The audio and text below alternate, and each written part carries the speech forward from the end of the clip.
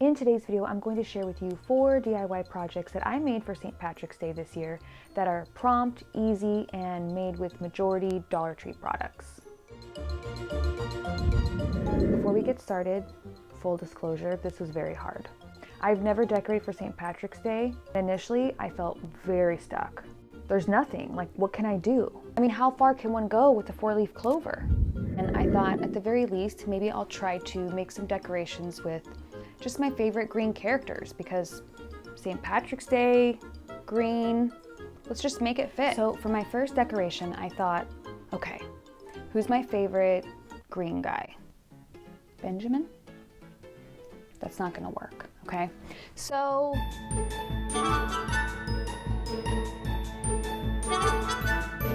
aha, I got it, no question. It is Bruce Banner, AKA Hulk, all day long for me, honey. And I thought, what could I do with Hulk that would be like a cute, fun St. Patrick's Day themed decoration? Well, I immediately remembered this shirt that I saw someone wearing a few years ago in the French Quarter.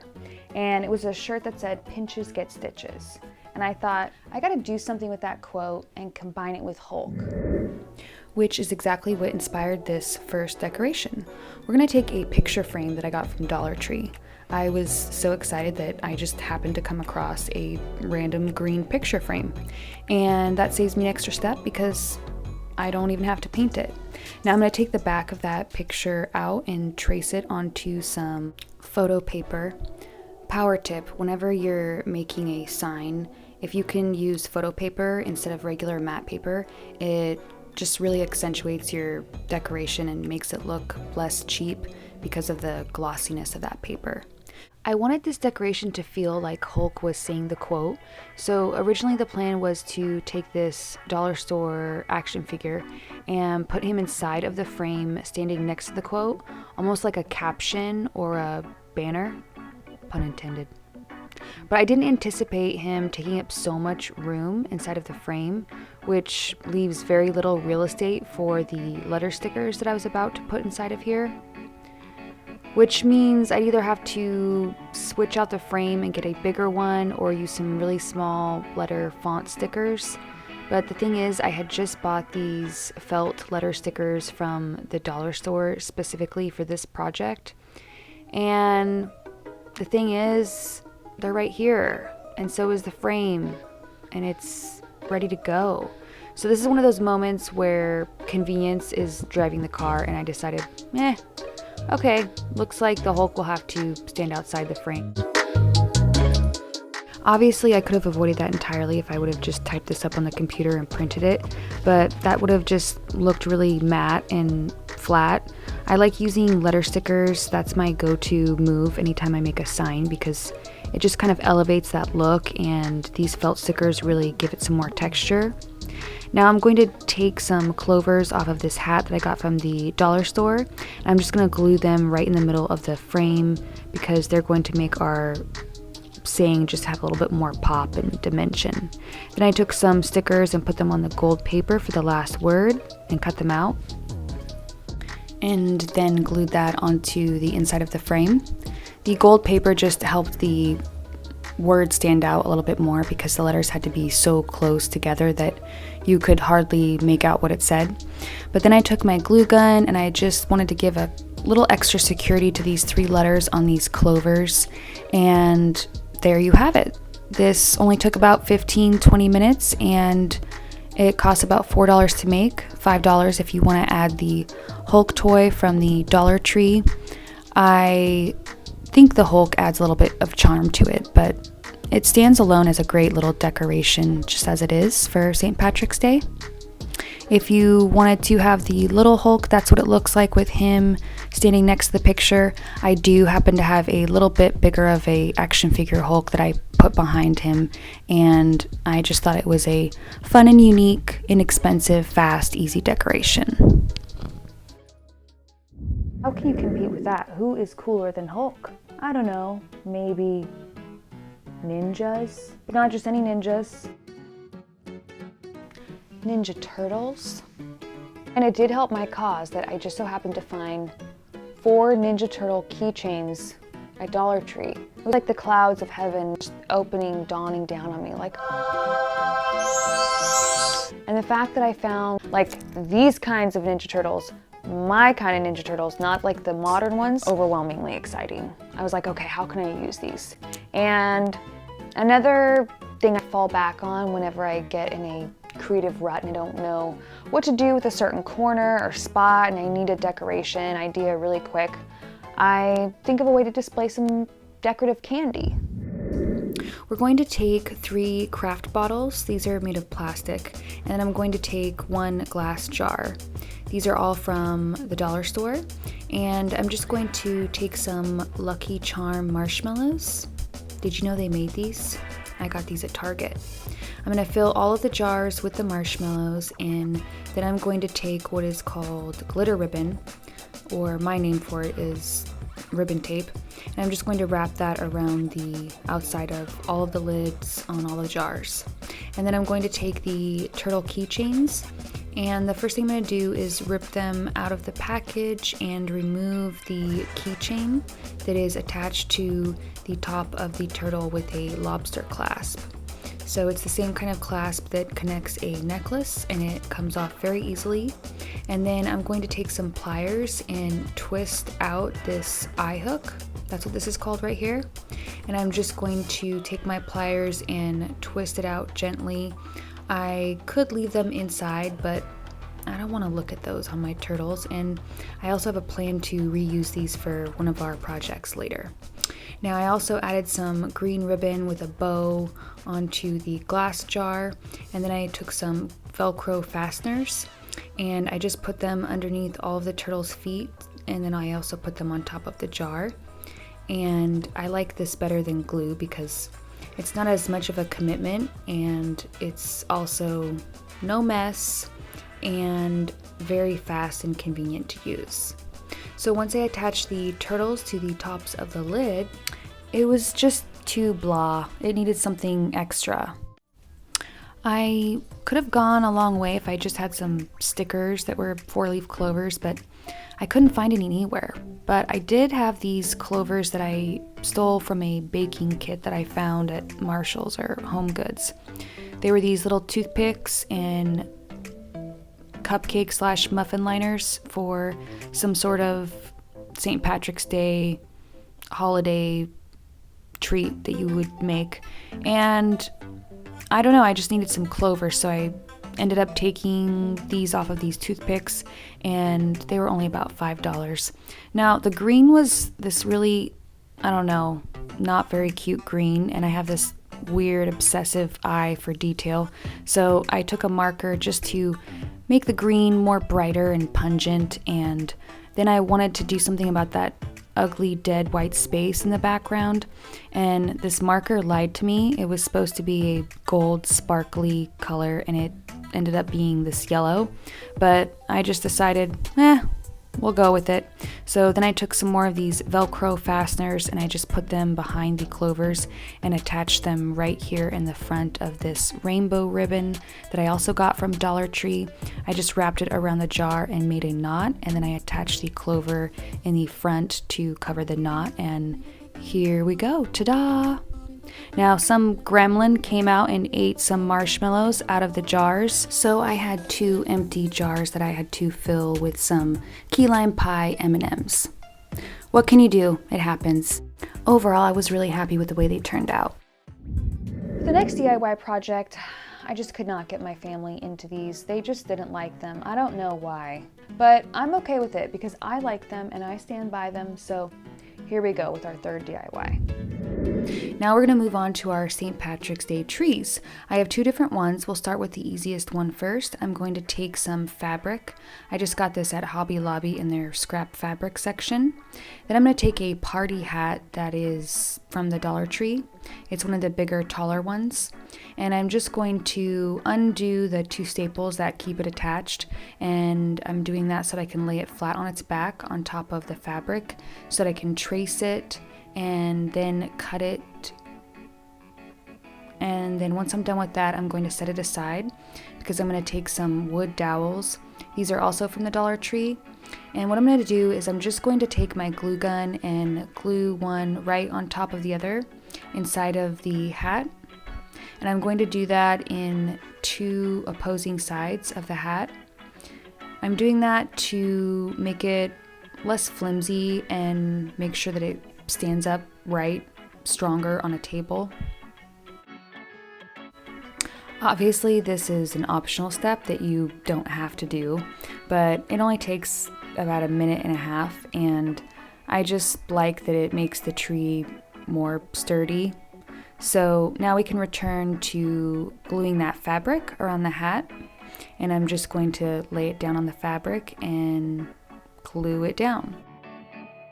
While this item is somewhat low-key or vanilla in comparison to the other decor items, it's very important because it fulfills the category that I call the supporting actress.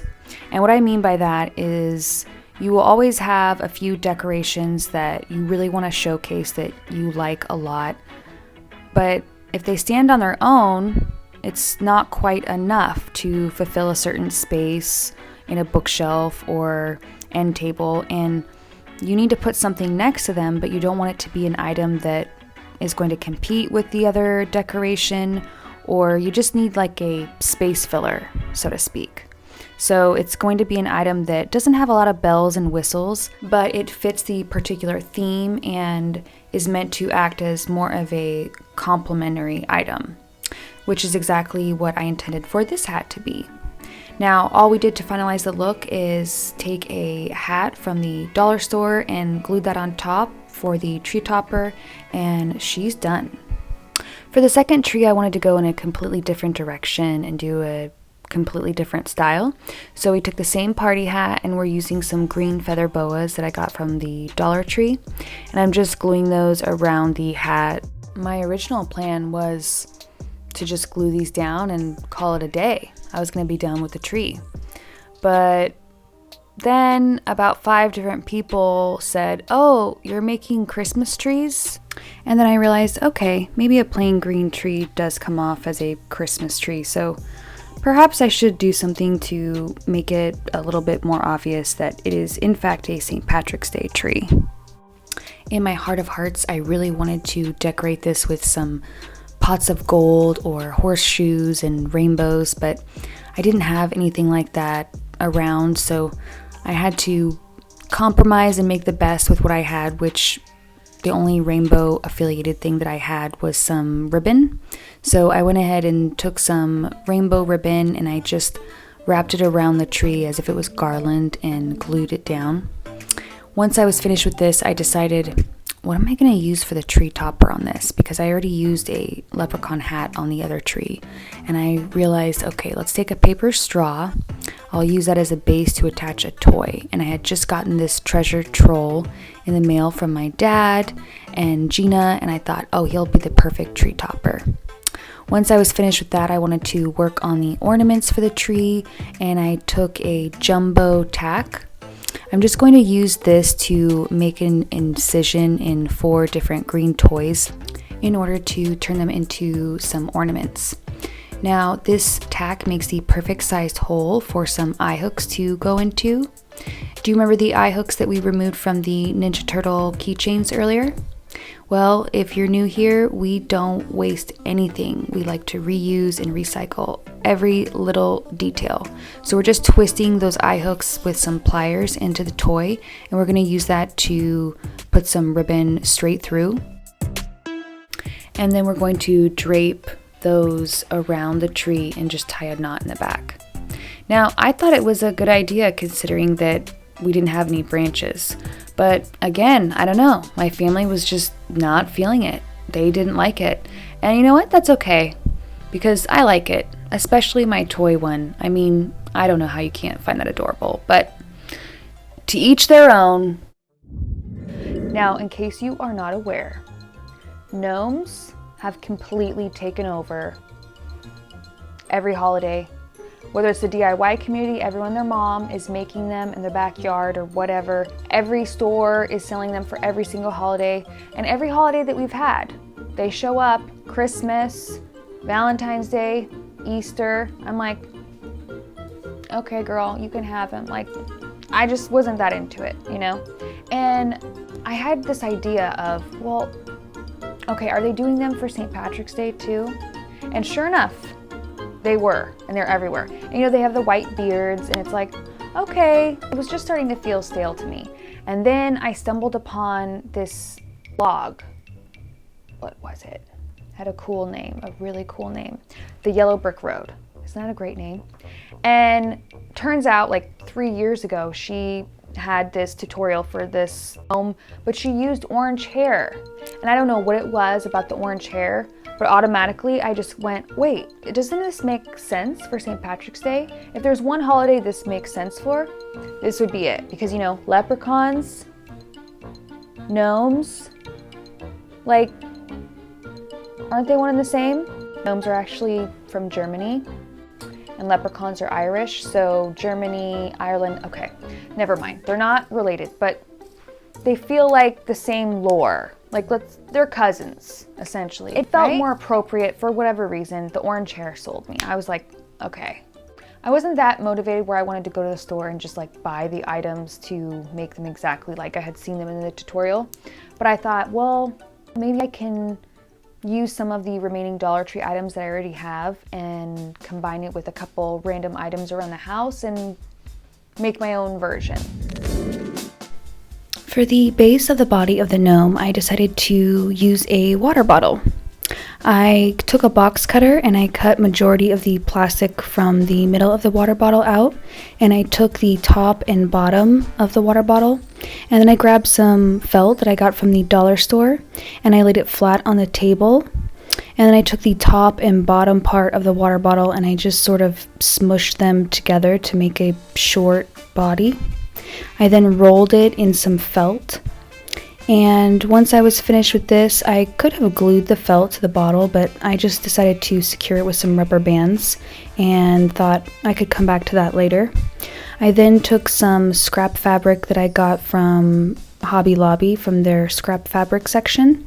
They happened to have some green fabric, and I rolled the bottle in the green fabric and secured it with another set of 2 rubber bands. Then I took some red yarn from the dollar store and I just wrapped it around a book so that I could get a bunch of it together that was the same size, and then I gently pulled it off of the book and took some scissors and cut about right there underneath. Then I attached this hair to the bottle with another rubber band.